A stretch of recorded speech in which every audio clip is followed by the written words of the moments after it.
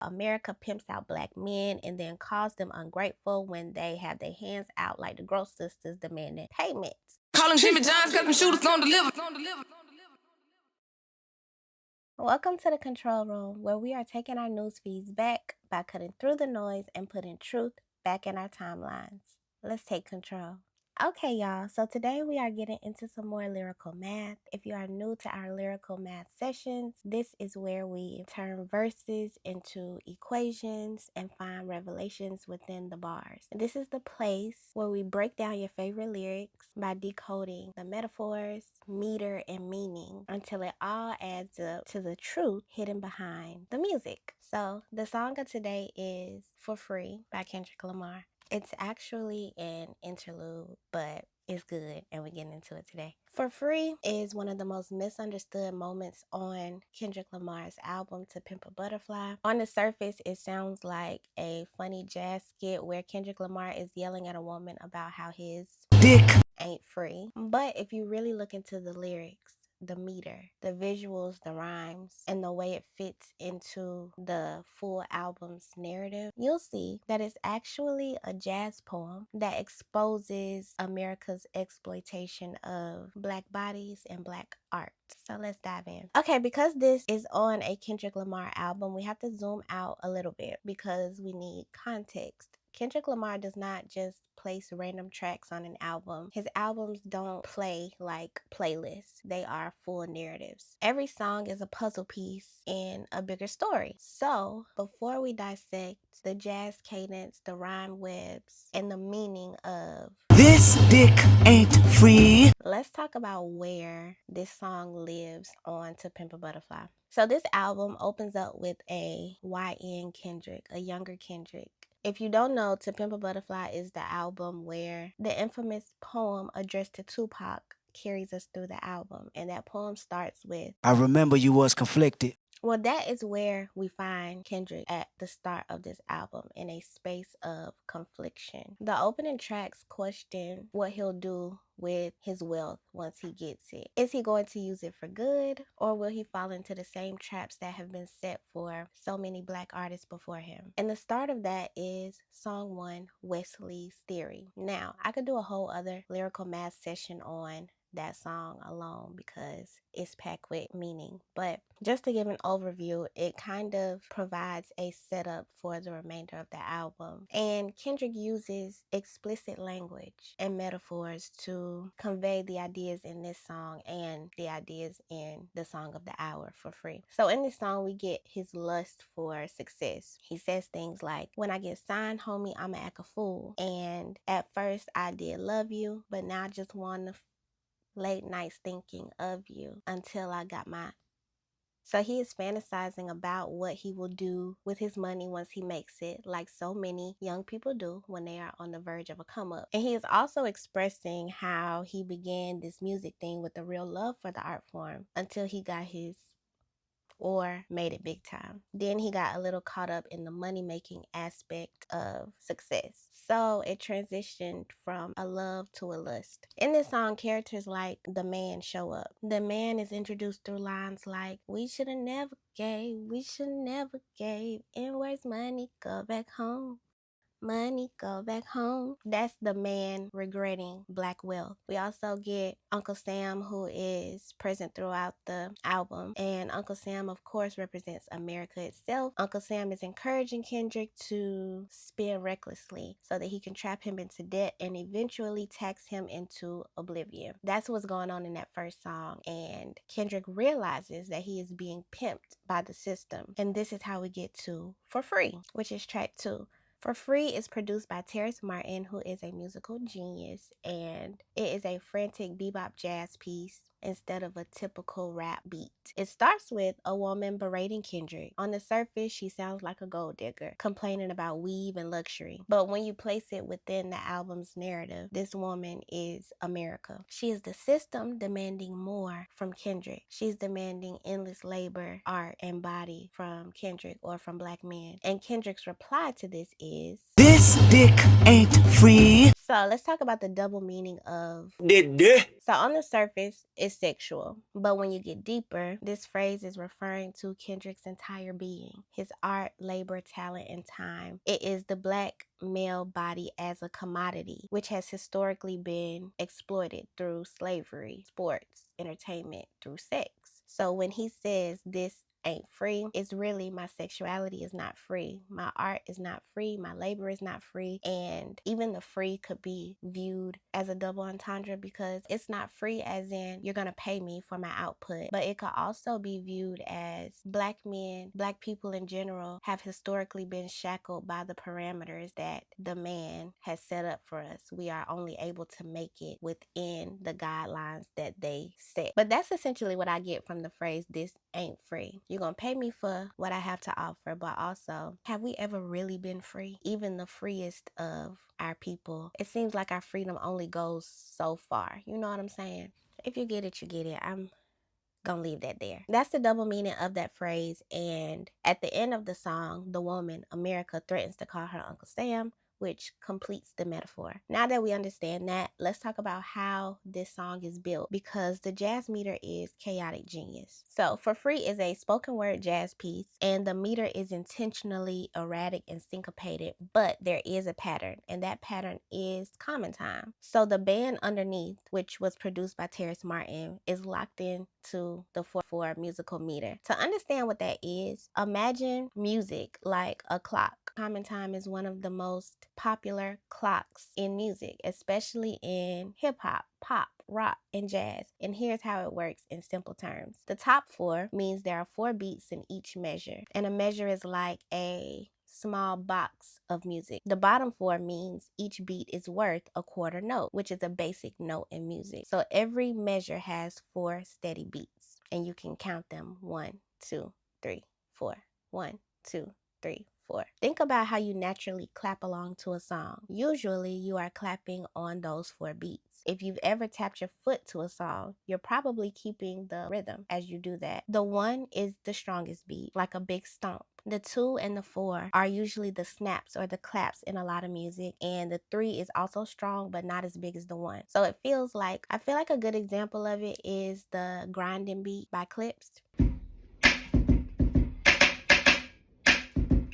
Most songs that you hear on the radio use this time because it is common and it feels natural to move to. And in jazz swing, it's still 4/4, but it feels bouncy and loose. So that is the musical meter used in For Free. But Kendrick does not rap like a typical rapper. He fights it. Kendrick's vocal cadence is irregular like a jazz soloist. I compare him to a jazz soloist in my last Lyrical Math session about him. He has this spoken word piece that drifts on and off the beat at different times. And so he alternates between short, clipped bursts and then long, breathless run-on lines, like a saxophone riff. For example, when he says this ain't free, that's one of those short, clipped bursts. But then he says, you looking at me like it ain't a receipt, like I never made ends meet, eating your leftovers and raw meat. Those are the long, breathless run-on lines. The band stays locked into their 4/4 jazz swing, which is the most common or safe rhythm in Western music, but Kendrick fights the beat with erratic,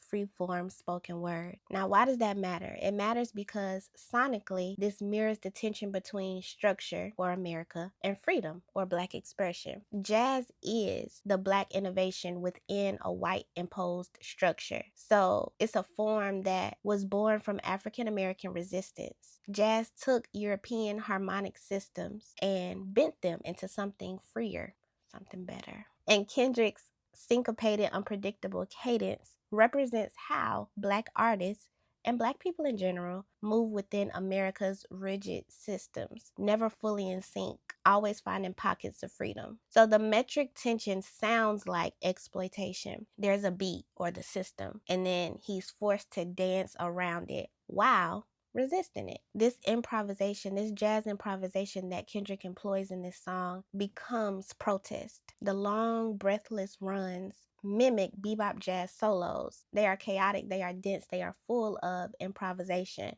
Jazz historically was protest in sound form, a refusal to stay on the grid of white Western music. By choosing bebop jazz instead of a typical rap beat, Kendrick signals that this song is not for comfort. It is supposed to feel overwhelming. The chaotic meter embodies the chaos of capitalism, systemic racism, and America's exploitation of Black men, Black people.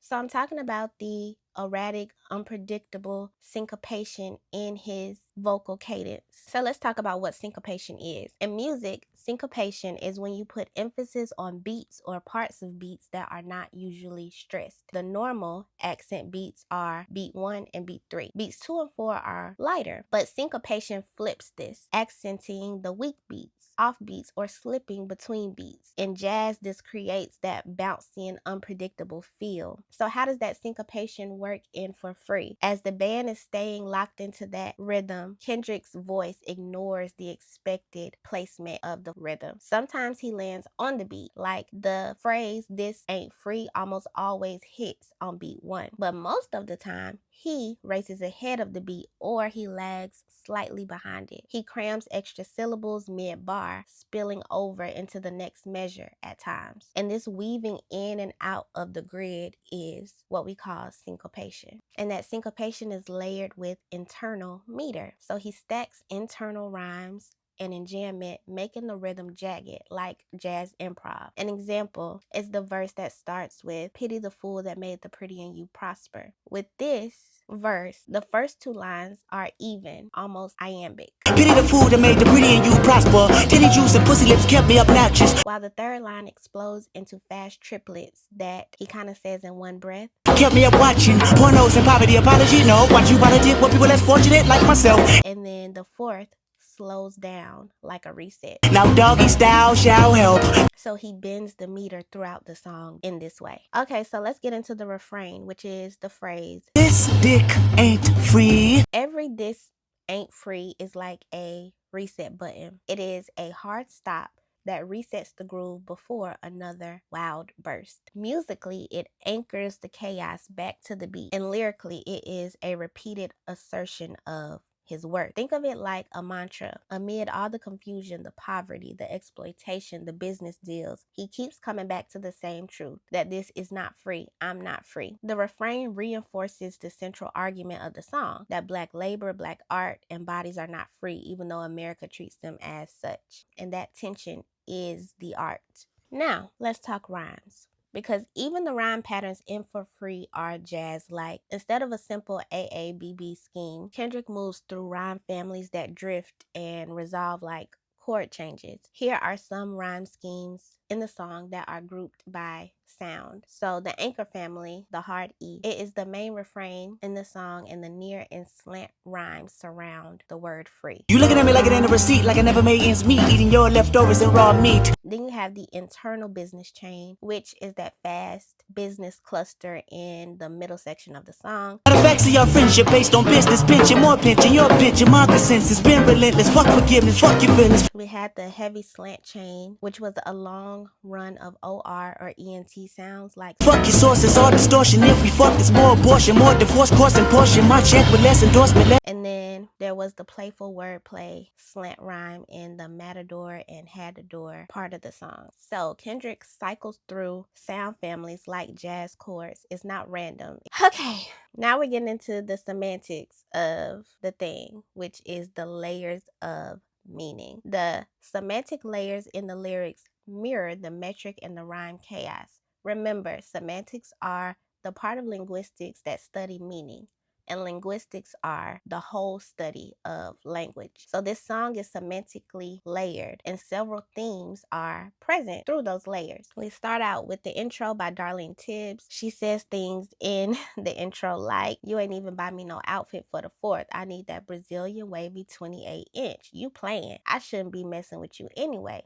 I need a baller boss ninja." This woman is representing America demanding more. Then we get into theme 1, poverty. In this part of the song, he is saying, if I am a product, you have to pay. Theme 2, captivity, or systemic oppression disguised as survival. He says, living in captivity raised my cap salary. Celery telling me green is all I need. Evidently, all I seen was spam and raw sardines. So he's letting you know through this imagery what his reality has been. I mean, y'all know how much spam and sardines cost. I will say, me and my grandma used to kill spam sandwiches and sardines and hot sauce and crackers. Don't knock it till you tried it. Okay. The next theme, materialism. Here he gets into absurd consumer culture. He says, this ain't free. I mean, baby, you really think we could make a baby? Name Mercedes without a Mercedes Benz and 24-inch rims? 5% tint and air conditioning vents? Heck no. There we're getting into the materialism of the thing. And then we go into the theme of historical pain and reparations. He says, this ain't free. I need 40 acres and a mule, not a 40 ounce and a pit bull. So we want justice over scraps. 40 acres and a mule, for those unfamiliar, that refers to the unfulfilled promise made to formerly enslaved African Americans after the Civil War to provide them with land and resources for economic independence. Kendrick is saying we need that. What we don't need is the 40 ounces in the pit bulls, which, if you know, you know. We get into exploitation. He says different things like pity the fool that made the pretty and you prosper. And then he gets into how a woman's sexuality and anatomy kept him obnoxious and kept him watching explicit videos while in poverty. All that. So sex and intimacy has been commodified and keeping us down. That's not by accident. Also, business, when friendships become transactional. He says, this ain't free. Matter of fact, it need interest. Matter of fact, it's 9 inches. Matter of fact, see our friendship based on business. Pension, more pension. You're pinching my percents. In this part, even friendships become transactional. Then we get into system corruption. He says it's been relentless. F forgiveness, F your feelings, F your sources, all distortion. If you is more abortion, more divorce courts and portion. So there we're getting into how the system breaks up Black love and the Black family structure. It is modern exploitation. The next thing positions America as the abuser. Oh, America, you bad bee. I picked cotton and made you rich. Now my ain't free. That's like the final indictment. And then in the outro where Darlene Tibbs, she says, I'm gonna get my Uncle Sam to F you up. You ain't no king. What are we showing? That America always gets the last word. So the themes escalate. They go from personal, you want my body for free. They become economic, you want my labor for free. And they end political and historical. America has always stolen from me for free. So as you can see, this song is extremely layered and just chef's kiss per usual. Those are the words. Now let's get into the visual, because For Free's music video makes the satire even louder. This music video shows Kendrick chasing the woman through a huge mansion, continuously yelling that ain't free. So on the surface, it is comedic. He has all these wild expressions. He puts on different costumes like an Uncle Sam costume. It's almost slapstick comedy. But symbolically, in my humble opinion, the mansion represents America's wealth and greed. The woman, of course, representing America itself, exploiting and mocking him. And then Kendrick's chase mirrors how Black artists chase validation and payment while being dismissed, because as he's chasing her through this house, she is constantly dismissing him and trying to get away from him. The fast camera cuts and the distorted angles match the chaotic jazz flow of this song. So the visuals amplify the satire. It looks like a joke, but it feels like a protest film. All right, so let's talk about where all of this is positioned on the album. So track 1, Wesley's Theory, says, America is gonna pimp you. And then track 2, For Free, says, if you're gonna pimp me, pay me. After this, the album goes deeper into themes like guilt, into survivor's remorse, and songs like How Much a Dollar Cost, and then into self-love and songs like I and self-realization. And then we get into the lessons learned. So For Free is the bridge. It is the moment of clarity before the real internal war begins, because honestly, we just getting started as far as To Pimp a Butterfly is concerned.